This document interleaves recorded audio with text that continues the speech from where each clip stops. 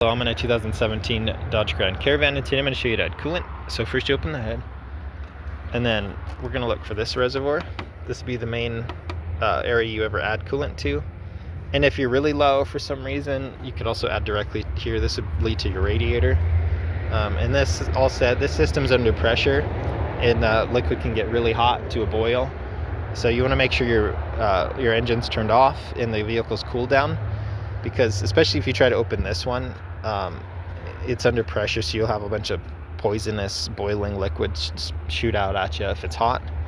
But you just push here and twist this if you need to get in this one.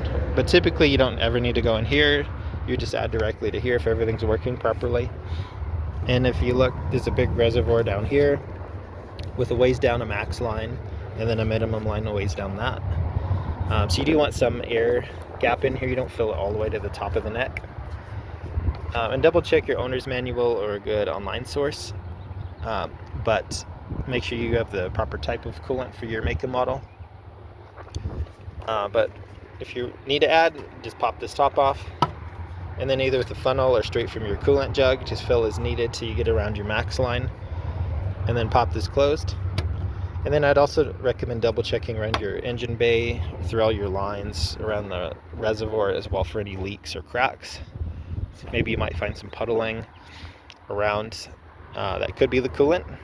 And one way to check as well is to turn the vehicle on, and as it's circulating, since the system is under pressure, you would start to see some little coolant puddles form either under the vehicle or around.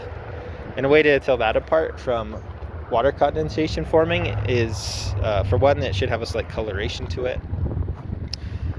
It should have a slight sweetness smell to it, and you don't really want it on your skin, but so you feel it, it should have a slight slickness feel to it.